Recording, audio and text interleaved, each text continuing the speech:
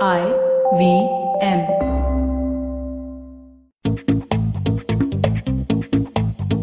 The process of curation has been one of the most important aspects of us as human beings that the advent of social platforms and the internet in general has helped amplify.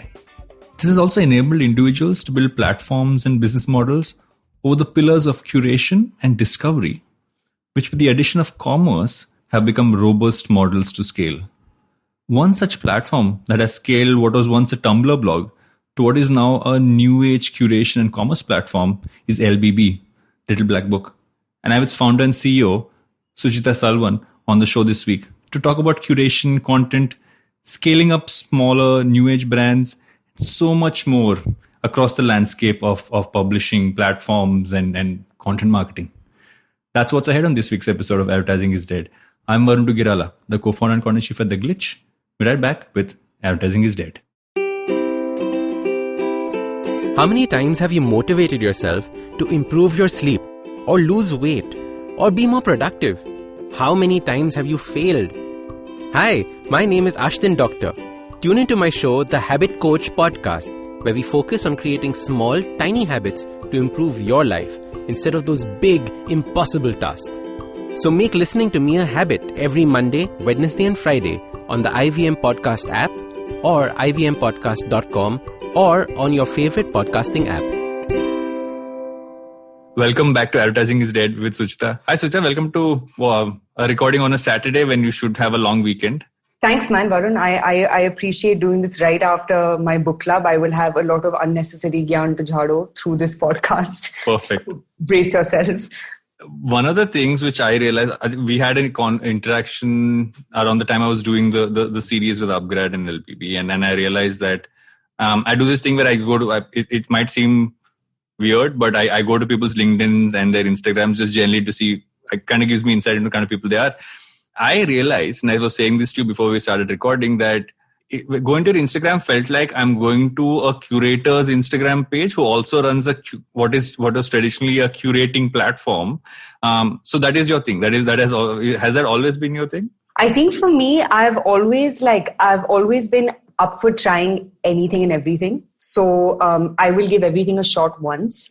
And I think, courtesy that I've, been fortunate enough to, whether it's in like food or it's in fashion or it's in home decor or any other category that LBB is in, fortunately, I've had a chance to, give everything a shot and over a period of time, make up my own mind, right? In terms of where like my tastes and preferences lie. So I think for me, the idea of, and even with LBB in general, I don't think the idea of curation is more so, my choice versus yours. It's more of like, given my context, here are the things that I like. And if you like them too, knock yourself out. But I think for me, I won't say I love curating as much as I just don't want people to waste their time. So, I make it a point to just double check, cross check, everything, that I'm asking people on Instagram to check out or whatever, because, I think even as a company, right, that's something we hold very, very true to, ourselves, even from a value perspective, which is just to make people waste their time. And one could argue that is a form of curation, but in a nutshell, that's really what it is. If you kind of go back to when you started LBB off, was that the basic, was the idea to kind of build it out into a platform? Was the idea, okay, I'm doing a blog because I generally, what you just said, I want to do that. And it just became that. And I want to kind of go back to that and see how it started and the initial years in that sense. So for me, LBB was actually a consequence of two things, right? One, I was working with the BBC and the BBC, pays 20-year-olds fairly well compared to other organizations. And funnily enough, I always wanted to get out of Delhi, but because I was, doing a job that I loved, I, really liked my boss, I liked my role, I really didn't have an escape route, right? So for me, LBB really was a way of falling not to sound cheesy, but like falling in love with, with Delhi. I've always had a bit of a love-hate relationship with this city. And I think that's where the discovery angle really came from, which is there's so much that cities have to offer. But why is it that, when you look at traditional listing platforms, the number one thing in Delhi to do is go to Qutub Minar, right? Not because going to Qutub Minar is not a fun activity. It's a gorgeous, monument, but there's so much more that cities have to offer, right? And I think a lot of nuances was lost in traditional listing platforms. So I think that was one sort of, use case of launching LBB. And I think the second thing really was, I really saw this like undercurrent of what we call now emerging or insurgent brands being launched. So a lot of younger folks, people who, may have saved up from their previous jobs or, returned to India from different parts of the world, all of them were launching their own products and companies and things like those, right? So back when LBB started, the independent restaurant was just about becoming a thing, right? And independent brands and labels were sort of, cropping up everywhere.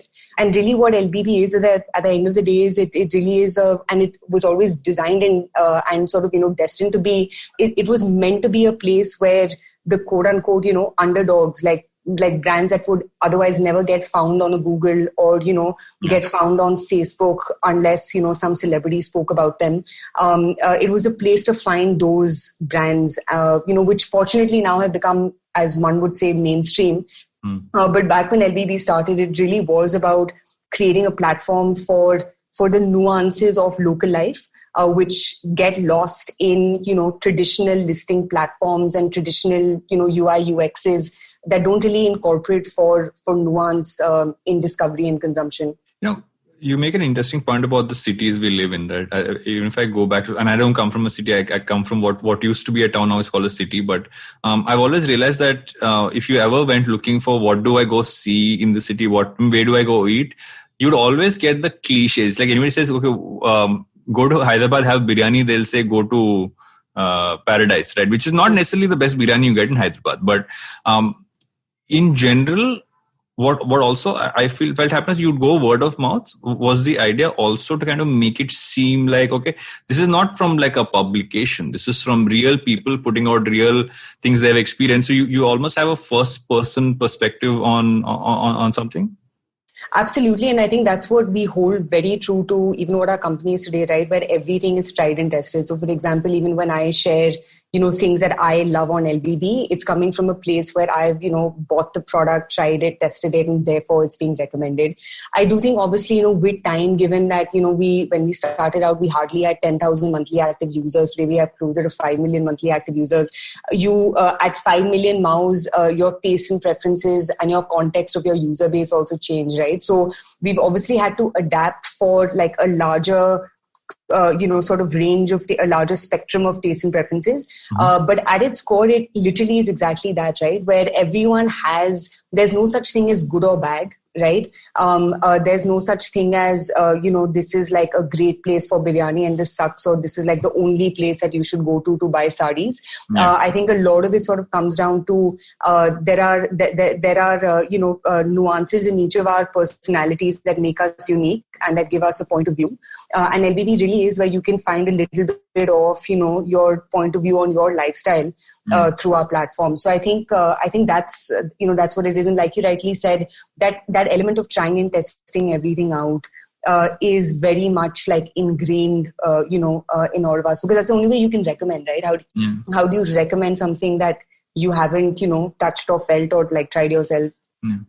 What have you seen as kind of differentiated? I mean, new age independent brands. So say we've always had those independent ones, right? And one of my oldest stories was the fact that so my grandfather only wore shirts stitched by one specific guy because he would know where his sleeve would have to come. Like he would only wear short sleeve shirts, and it would never be too long, never be too short, be exactly the size. And if you go outside India, that's like a luxury, right? To have someone who's making you bespoke shirts in that sense. I mean, that word I don't think was a thing in India before. Whereas the way you look at it now, it's kind of brought in what I like to call a modern mindset into what is also traditional Indian stuff, but also kind of blended it in there. So I'd love to get your perspective on how that entire brand space has kind of evolved, because I think it's so interesting about the kinds of brands we have available to us right now. I think, what you sort of mentioned is a great insight that we see happening on our platform on a daily basis, which is there's this really lovely, like, almost embrace of being Indian, right? I think the problem is earlier the icons of India were like butter chicken, chicken tikka, you know what I mean, like biryani, and there's nothing wrong with any of that. But again, like I said, there's so much more that our country has to offer, right? And I think what's really lovely to see is this new generation of quote unquote entrepreneurs are doing a lot to not just revive like older arts and crafts and craftsmanship and artisanship and all of that, but they're giving it a very like modern and contemporary take, right? And it's happening across the board. So for example, if you just see the kind of comeback that Ayurveda has made, in large part thanks to forest essentials, and then there was Kama, and now every second brand is Ayurveda and like turmeric and aloe gel and this, that and the other. I think it's really, really lovely to see Indians actually being really proud of where we come from. You see this happening in home decor as well. Bamboo is making a big comeback. Things like rattan is making a big comeback, which is very Indian in terms of its aesthetic and appeal in nature. The infamous Chandigarh chair, which is now in every single house, is called the Chandigarh chair for a reason, right? I mean, obviously designed by a French guy, but just in terms of its workmanship, its weaving, all of that is Indian. You look at even Indian, Indian wear brands. Look at what Sabyasachi has done for a wedding wear as a category, right? Or you look at brands like Raw Mango or Acaro and the likes that have totally reinvented the sort of magic associated with wearing a sari. I'm obviously naming brands that your listeners may have heard of. There are like a gajillion other independent brands out there. But the point that I'm making is it's really lovely to see this embrace of all things Indian.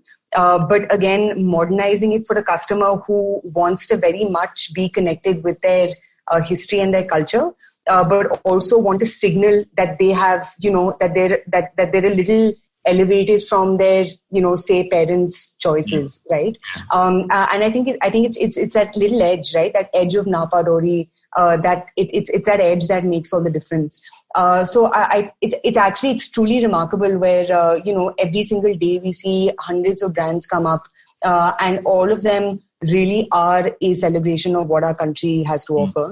And I think it's also the fact is you've gone from a Khadi Bandar to a Fab India, right? That curve of just understanding how you style and how you kind of project it. And I think it also kind of comes around as to how, and I'm talking about Fab India is a much larger company, right? But even when I talk about smaller brands in scale, like you mentioned, Napa Dori, or if you look at someone, like I'm a huge March Tea fan, right? And I think their product is so fantastic. I end up buying too many T-shirts from them, especially during last part of lockdown. I've done that. But what I find interesting is not just how their products are. They're looking at it as artisanship. They're looking at how they make it, but also about how they market themselves, how they put content out around it. And I think that can also feeds back into what you're doing at LBB, right? You kind of giving all of them a platform, but are there certain filters you keep in mind when you're kind of bringing them on and stuff like that? So for us, at the end of the day, we look at ourselves as a consumer brand. So if Walmart and Amazon are aggregators, we very much are more so in the territory, say, of like a Target, right? Where yes, we do aggregate, but we aggregate for a certain type of customer, right? Because we're obviously not selling, vegetables and daily essentials. We are selling things that, end up being points of purchases from a lifestyle point of view, right? So for us, we have this persona of who our customer is. And we, curate brands or onboard brands based on that customer persona. So for example, most of the things that you see on LBB shop will be, in between 500 to about 3,500 rupees. Not to say we don't have stuff that's expensive or stuff that's cheaper, but for us, we've sort of cemented what our price point is for certain categories, right? Similarly, within furniture, we'll pick up products that align with a certain price point or with a certain aesthetic. I think really what gives us an advantage is exactly that, which is we're not saying that LBB is a platform for anyone and everyone. But I think in being very focused about who your customer is and solving the problem for that cohort of customers really, really well, you're just able to get more wallet share from them over a period of time, right? So I think for us, just, having sort of like a persona created for who your customer is, and then solving more and more of their needs. And if you think about it, that really was retail 2.0 even in the US, right? Yeah. Where your Sears and your, Walmart, the stuff that came after that became your, your Costco, your Trader Joe's, your Target, your Macy's and the likes. And I think that's really where, in my opinion, even, e-commerce in India is going, where the battle of the everything store has been, so to speak, won, right? Or like co-won by, let's just say both of them are winners, Flipkart and Amazon. Yeah. But there's so much more to commerce than just things that are bought, right? Whether it's electronics or, your pots and your pans. And I think there's a huge opportunity for not just LBB, but many other marketplaces to come up, which are a nice, sort of combination of marketplaces created for a certain cohort of customers, but they also net create a lot of value for brands at the other end of that marketplace. Yeah. You're also at that intersection of curation, discovery, and commerce, right? So when you went from and I was smiling when I read this, I think that a Tumblr blog, and I'm one of the few people who believe Tumblr would be a thing, but eventually was not a thing. Yeah. I thought it would be. It was fantastic. I made it just sad. But when you made that shift towards merchant working with merchants and bringing in commerce, how did that transition kind of happen? Because I think for a lot of people, trying to bring that in is kind of where they get stuck in multiple aspects. So how was that entire transition for you? So, the same way e-commerce is highly nuanced as is content. And I think, when we started out, again, I was, I'm still young, but I was younger back then. And I think the problem was everyone looked at content through one sort of broad sweep, right? Which is content is about monthly active users, and monthly active users as a metric of success was honestly, frankly, created by Facebook and Google, right? And I think a lot of what we sort of realized was that to really win the monthly active users game, you can't have for the lack of a better word, you can't really have too many benchmarks as far as quality of content is concerned. So for us, monthly active users wasn't really a benchmark that we could actually chase, because to win that game, you need to get into news, you need to get into politics, you need to do all the kind of things that LBB is not about, right? And also what we realized was the biggest impact that LBB was having was that users were actually using LBB to get in touch with these brands. So it's not like, on LBB, there was passive consumption where people would come and, tool around and like browse and, then peace out.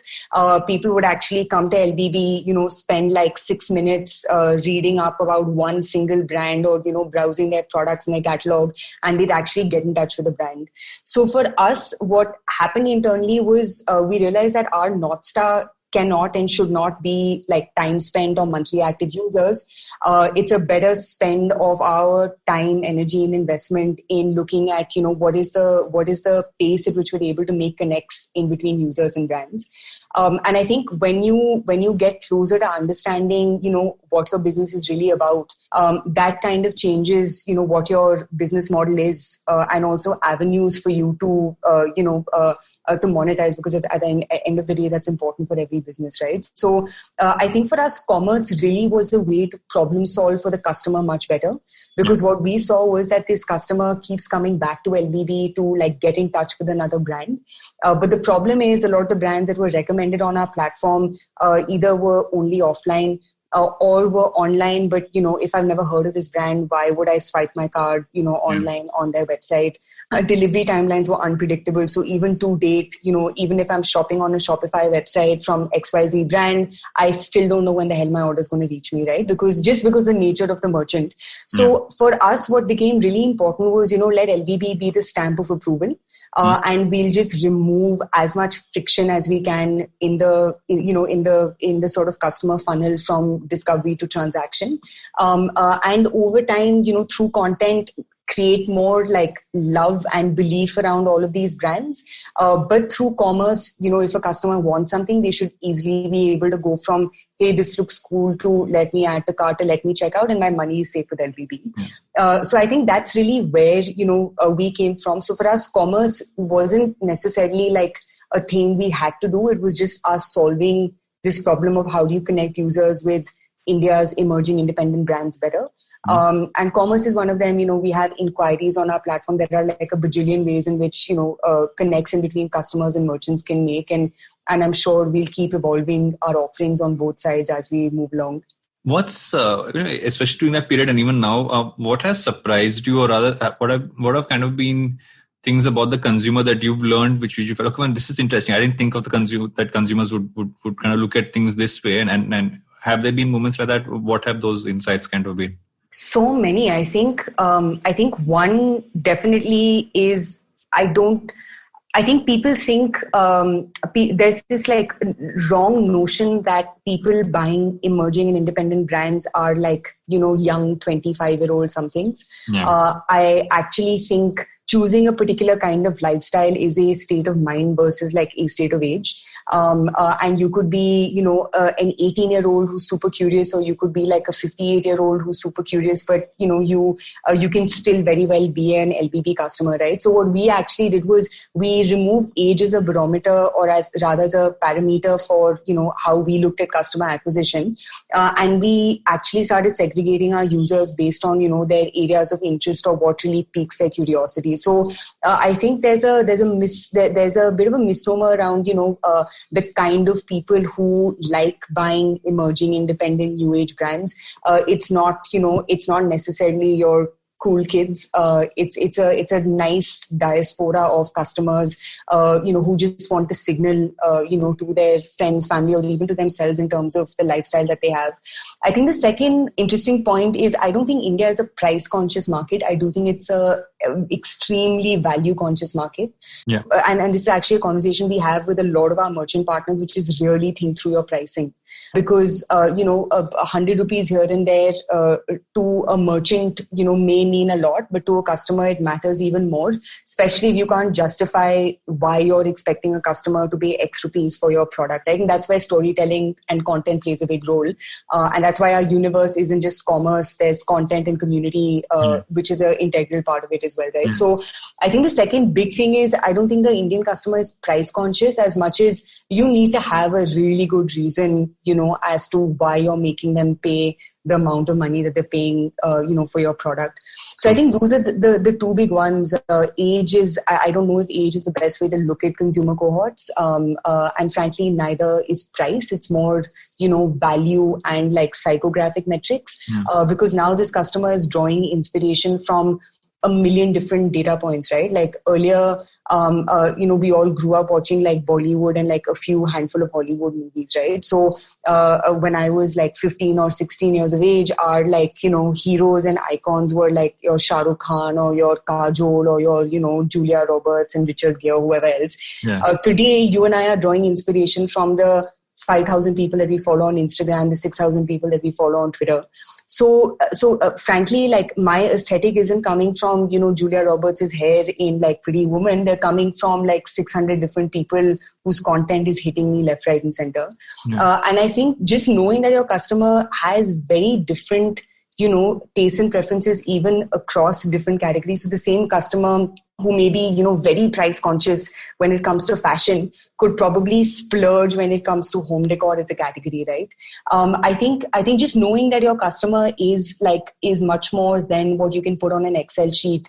That's been a big eye opener for me at least. Yeah, and what you're saying is so right. We sometimes don't look at consumers as multidimensional. We consider them to be, you just tick 3 boxes and that's what they are. And I think that also was because, maybe we didn't have the tools to look at them with such a deep lens. And now you look at them in terms of saying, this is how, what a person might react to, which you might not believe they would react to. It teaches you a lot about them. And obviously content plays a large part in that. And I know that content marketing is something which you have, and I've seen you post that enough times, saying content marketing is one of the favorite things for you to speak about. So I'm just going to let you speak about content marketing. This isn't even a question. It's just me saying, I know you enjoy talking about it. Let's talk about content marketing. No, I mean, who better to have this conversation with than you, right? But honestly, like, I actually think, for like 99% of the brands that are out there, and even if you think of the biggest brands in the world, right? My favorite brand is Nike, right? Not their biggest customer, but like just from an external perspective, no one does content marketing quite like Nike, right? And they have literally made it cool to spend 7,000 rupees on a pair of shoes, right? Which you're not even going to use to run in. Like, it's same thing. It's all just signaling, right?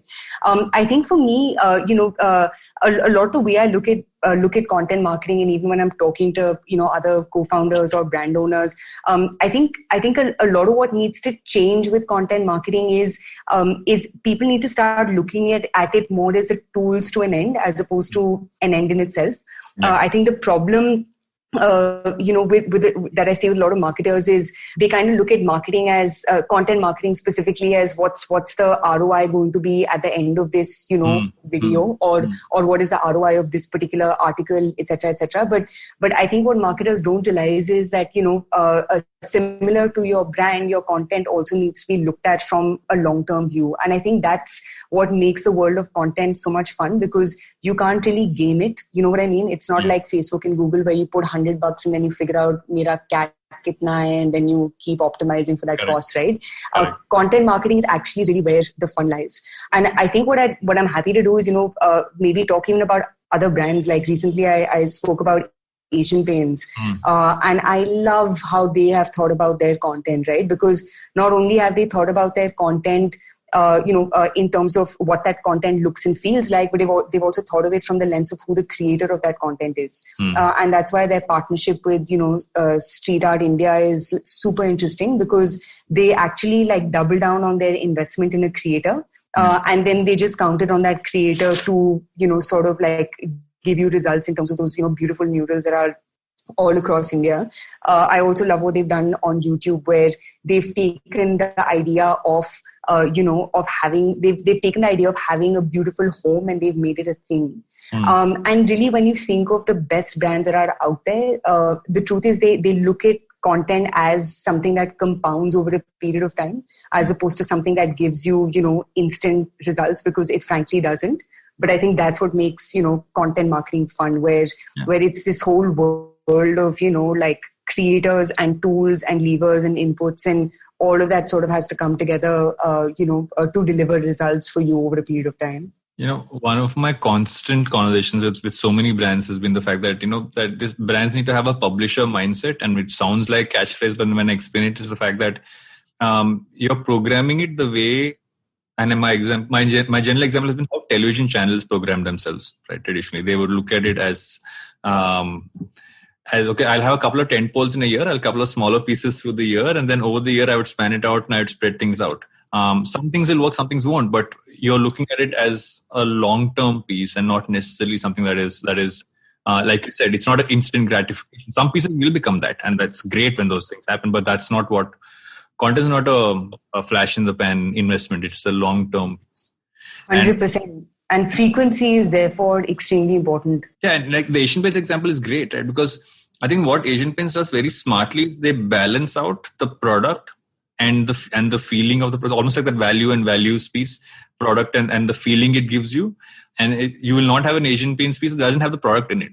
It's inherently a large part of the content, but it's so seamlessly a part of it. And it's inherently doesn't feel like it's. I used to have this issue when I would see a television show which would have which is about singing and dancing, and a shampoo brand would be the sponsor. I'm like, how does that make it seamless? Like, that is not like there is no. You will hear the brand name 50 times, but does that make you buy it? I don't know. And I think this way of making your brand the essence of the content, but not like front and center. Don't hold the product in your face all the time. Is I think it's what is the term for it? I almost end up rallying against that because I'm like, that won't help you in the long term. Yeah, and just to give you another, one of my favorite quotes of all time, right, by Seth Godin, who said, if Nike made a hotel, you would know exactly what it looks like. But if Hilton made a pair of shoes, you would not know what it looks and feels like, right? Yeah. And I think, specifically for brands and businesses that qualify as quote unquote non-essentials, which frankly are like 99.9999% of the brands and businesses that are out there. I think what's imperative for them to do is really think of what is the lifetime value that they're baking into consumers' mind, right? And I think that's where, just being smart about the way you think about content, that can take you a very, very, very long way. And the countless examples. I love what beauty companies do. I think beauty companies are like geniuses when it comes to content marketing. They've been ahead of the curve when it comes to influencer marketing across the world, right? Whether it's new age companies like Glossier or MAC and what they did with the LGBTQ community back when they started out. So I mean, I can go on with examples. Actually, you mentioned Glossier, right? And Glossier is one of my favorite examples for how you can make a product influencer ready. Is that packaging they made for it to be Instagrammable? It's the fact that the packaging of the product could open up and you could place the product in it, makes the perfect background for you to take an Insta photo. Yeah. Which is just beautiful, right? So the insight behind that is so seamless. And kind of circling back as well, when you look at Indian brands as well, independent ones, and the kind of, not just content marketing, but marketing in general, what do you think that they end up doing really well, which many times the larger ones don't necessarily do? I mean, from what you've seen. I think with a lot of brands, who either we work with or like whose work I've seen, I think the one big thing is they are down to try and test, they try and test countless times. And I think that's what is the real big differentiator. I was on a panel recently where, there were a couple of people from fairly large companies on that panel as well. And I jokingly said, the problem with you guys is you like overthink your brand message. Customers don't care, right? Like everyone has a attention span of a freaking goldfish, right? It's you today, it'll be someone else tomorrow. Look at something like Pepsi and that ridiculous Kendall Jenner ad that they did, right? Like people forget, man, like people move on to like the next thing that they want to hate on. So I think the great thing that a lot of these slightly younger brands do is one, they're very outright with their mission, which I really like. Like there's a up and coming brand which renamed themselves from And Nothing Else to The Whole Truth.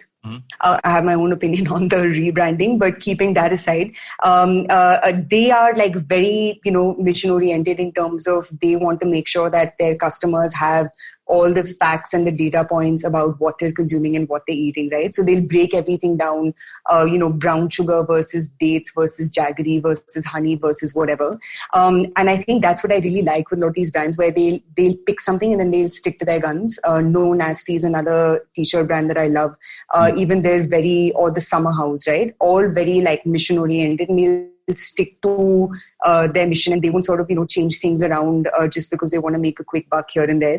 Other brands that I really like, obviously I think Bira like killed it. I think Bira actually made a lot of brand marketers realize what it is to build a brand, right? I don't think people knew what brand marketing or brand building was up until Bira sort of did their thing. I think the last example before that may have been like Amul with their Amul Girl or whatever else, right?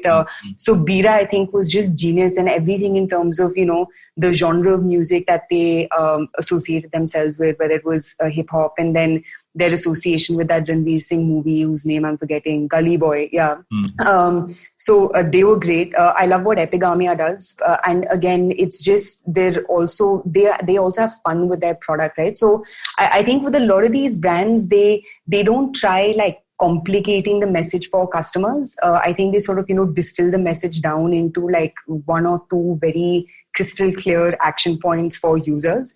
And I think that's what makes obviously all of them have to have a great product, because you can't have a shitty product and great marketing. But yeah, off the top of my head, I think these are some of the brands that have really thought through, what their message is, who their customer is, and have taken a long-term view of, how they look at their brand. Looking at this from a slightly different angle, there was this entire call out that publishing as an industry, publishing as an overall space was for something that was kind of in flux, right? Because everything was social. It's obviously Facebook, Instagram, and Google search and everything else. And there was this constant conversation about, okay, if you're building a publishing platform today with a core focus on content, surviving the long term without any of these guys eating your breakfast, lunch, and dinner is not something you can do. What, according to you, has been that? I mean, what works in this space? Because you've obviously made an interesting blend of pieces to kind of build a platform that feels holistic. It doesn't feel like you just put pieces together. It feels like it's holistic. So I was someone who wants to kind of build out something around the publishing space, and I'm using the word publishing in a very broad sense. I know there are different terms for and I'd love to know if there's a better term I should use. What, according to you, kind of makes it work in today's time, kind of looking ahead? So I think, and I'll reference a book, right? It's called Competing Against Luck by Clayton Christensen, which everyone should read. And he talks about the theory of jobs, right? Where he says every product must do a job, right?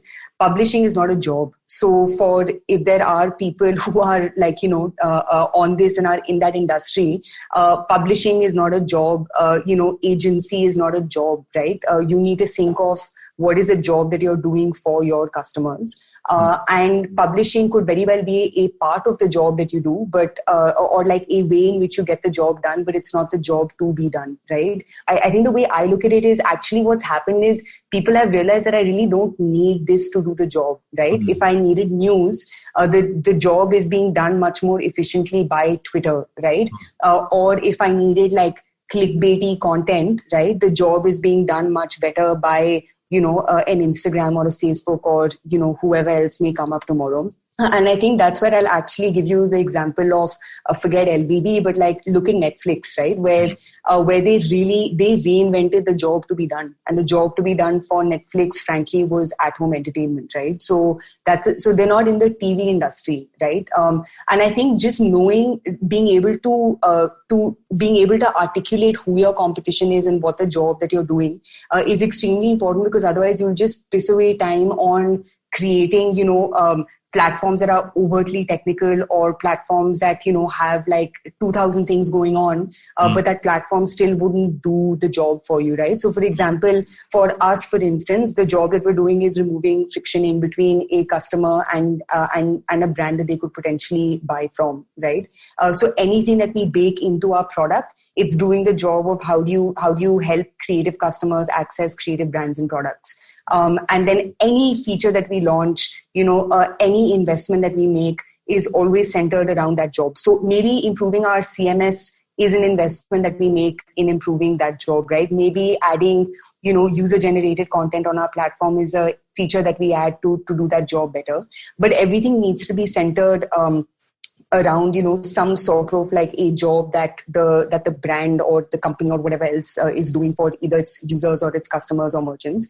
And I think that's extremely important because, otherwise things just get left behind as vanity projects, right? Because they're really not doing a job for anyone. So Netflix is an example. I really like what New York Times has done, where they've again like just rethunk what their business, is about. They've doubled down on opinion. Which I fundamentally thought was pretty interesting because I can't speak on behalf of New York Times obviously, but I think a lot of what even these news companies have realized is news breaks first on Twitter, right? So I don't necessarily need your app to find out what's going on. Yeah, news by itself having to be reinvented is that can be an entire. That's a series. That's a series, not even the depth to which you can kind of go with that. Because you make an interesting point with New York Times, right? And what I find interesting there is that they went towards the digital model and they were able to figure out, almost do that pivot of saying, okay, fine, print is dying, but we're going to this model where now I think that's pretty much the largest part of their business. And it's a great move towards that. I would actually ask your opinion because you mentioned it. Do you think that having an opinion is more inherently important in today's, because of how today's audience is, be it around product, be it around something that you're writing, that if it's just putting out the facts, does that then not make you kind of, I'm not about standing out, but just make it personal for someone? So, for example, let's talk about in the context of LVB, right? Everything is an opinion at the end of the day because, me liking a product doesn't necessarily factually mean that you will like it too. But that's why for us, positioning ourselves as a consumer brand is extremely important, right? Because we're meant for a certain type of customers with, a range of like A to Z of tastes and preferences. And you need to align somewhere over there, right? For you to be a user, of our website or our app. I think it's impossible to run away from opinions because also of the way in which a lot of these mediums are designed. They're designed to, especially if you count on social media for clicks or traffic or whatever, right? Like they're designed in a way where you need to, where there has to be like a call to action on anything that you're creating. It could even be an ad, right? So, for example, like on an ad copy, even saying something as simple as, free shipping, free delivery, 50% off. At the end of the day, I know it's a bit of a far-fetched thing to say that, that's an opinion, but everything has started to have a call to action because frankly, that's the only way in which you can get someone to come to you, right? Or recognize you for ABC, XYZ things. Yeah. So I think a large part of the shift that's happened is I don't think it's opinion as much as people are being very clear about the call to action associated with any material that they're putting out there.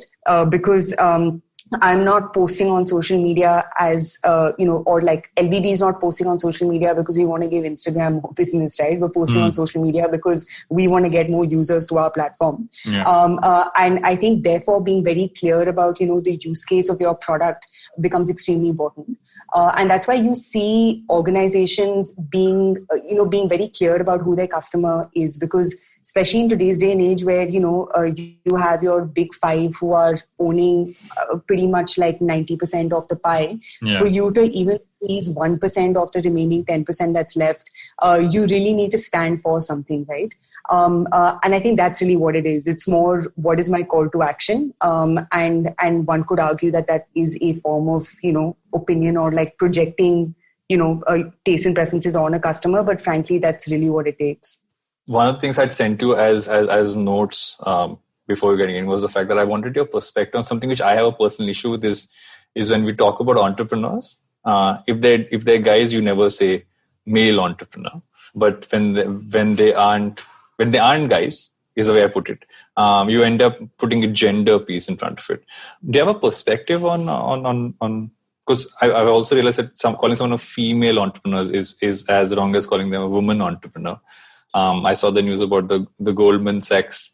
That was so stupid. Yeah, it's not even an entrepreneur thing. It's a woman banker set to take over. I'm like, how is that even a line, right? So I'd love to get your perspective on it because I feel that, and I shouldn't talk as much as I am right now, but guys talking a lot about this doesn't make sense. It should almost hear your perspective on it. I actually think guys talking about it makes a lot of sense because I think that's a lot of what has to happen, right? Where the conversation needs to become less like women talking about themselves for themselves, but more like people realizing that this isn't a male versus female issue. This is like a central issue of economic development, which frankly will not happen if like 50% of your population is basically non-existent as far as your workforce is concerned, right? Yeah. So, I think if we backtrack a little bit, being an entrepreneur is not a job, because the benchmark for being an entrepreneur is really low. Like you just need to have an idea and set up a company. But I think being a great leader and being a effective, CEO or CMO or whatever, that is hard, right? And that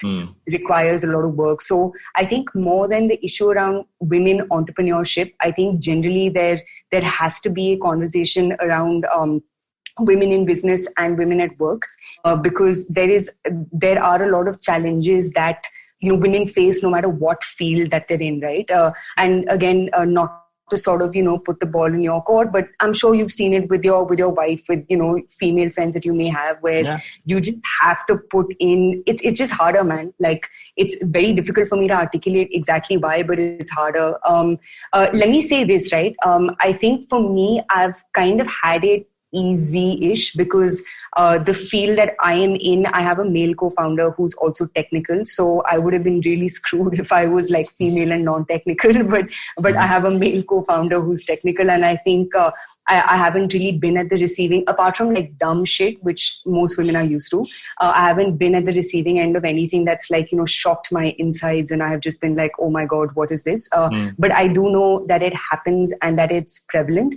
I do think that the two things that need to change is, first and foremost, not change, but I think, for women who are listening in on this, I think the two things that you can really do is, one, walk into a situation knowing that you will be judged differently than men.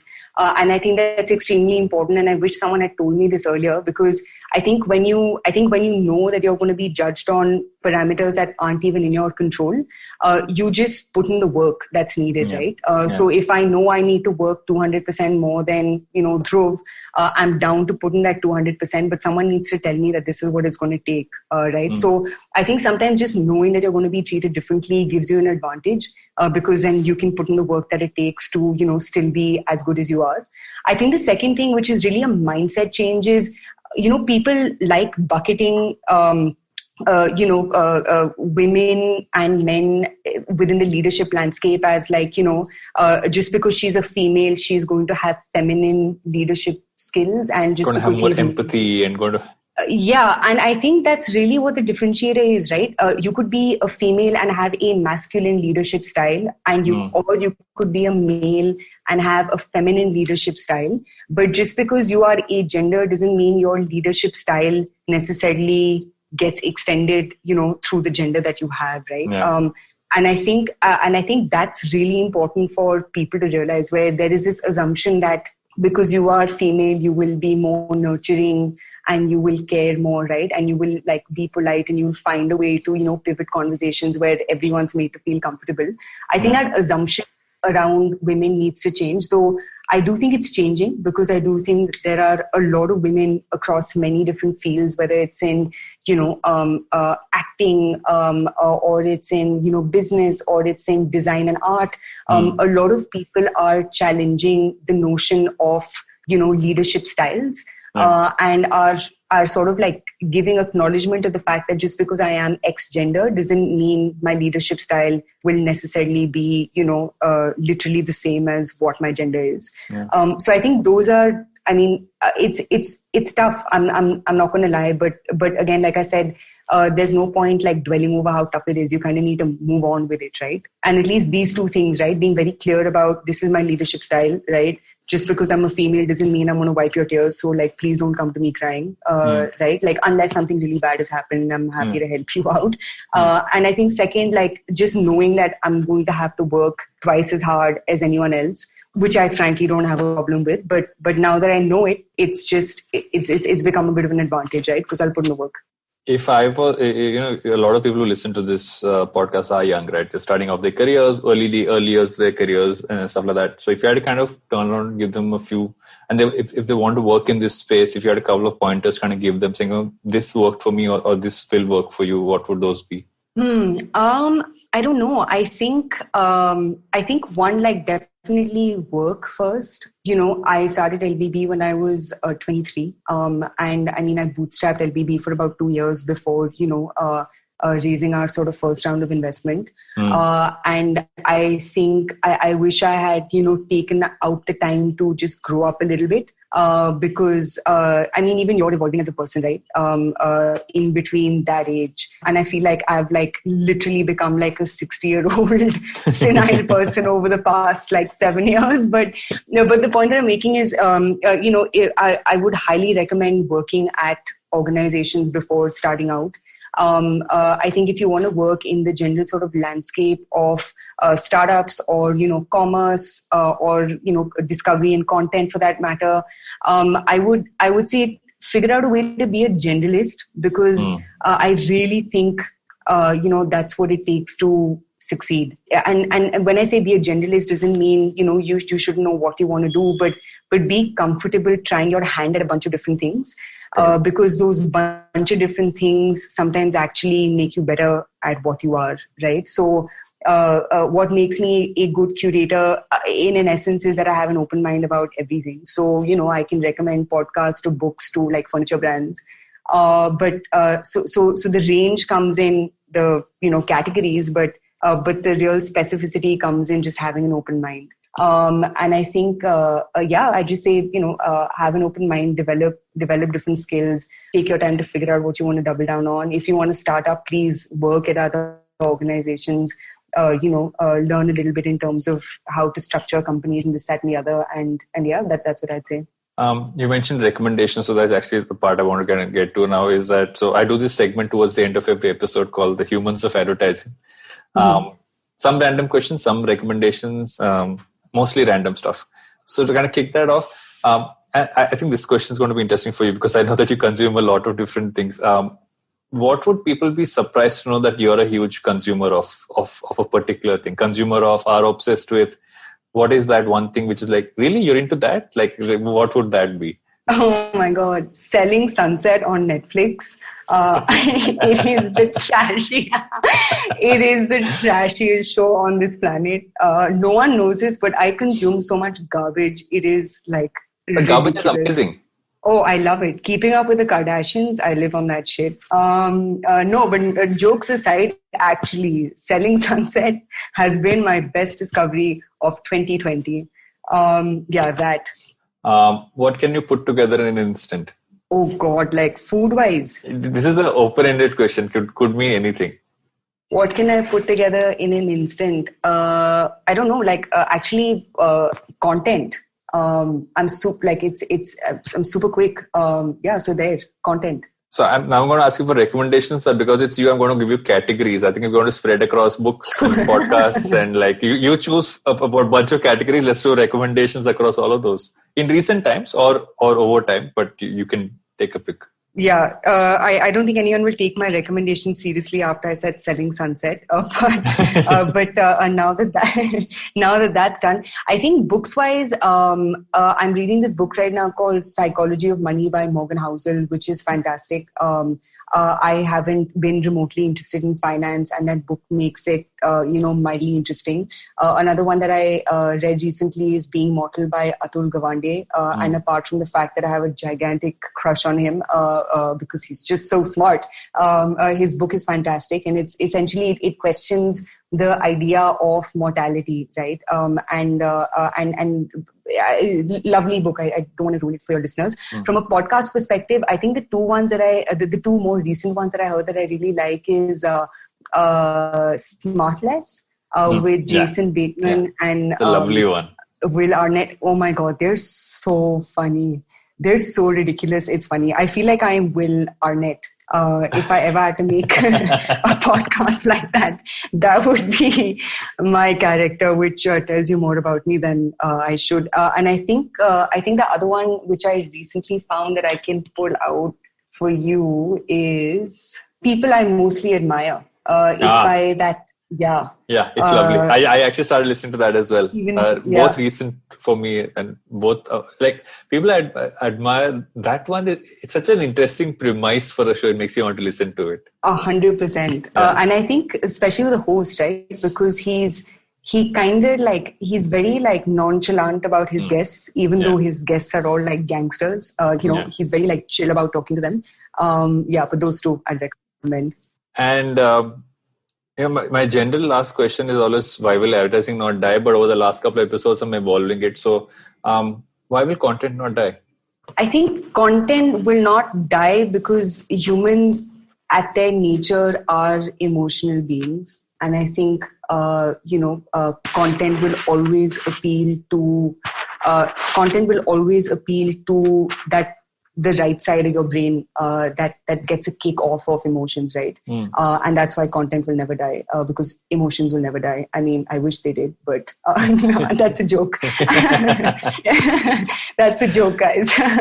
But that's why content will never die. Thank you so much for doing this. This has been a lot of fun. It didn't feel like an hour at all. Oh, it's been an hour. Holy shit, wow. Yeah. Now I'm going to get you on my podcast, Varun. Yes. First, I need to get back to recording it, which is another conversation for another day. I feel like I have all my guests figured out, but I need to start at some point. But it's been awesome. I think we went across the spectrum of everything that I wanted to cover and more. And thank you for taking time out on a Saturday to do this. Anytime. Have a good weekend. And that's it for this episode of Advertising is Dead. I hope you enjoyed that show. I'd like to thank our sponsors this week, Intel, for supporting us.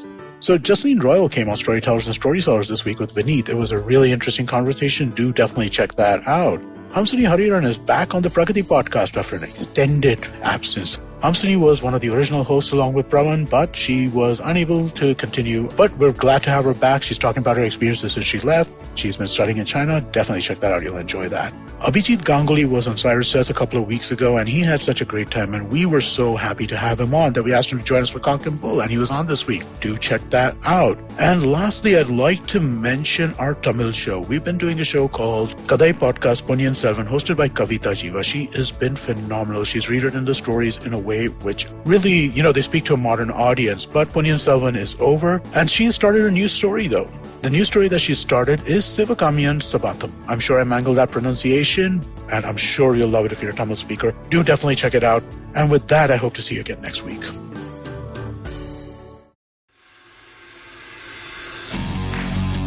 Are you looking for India's most awesome cricket podcast? Are you now tired of listening to the same old guys drone on about cricket everywhere? Edges and Sledges is a weekly cricket podcast hosted by 3 fans of the game, Varun, DJ, and myself, Ashwin.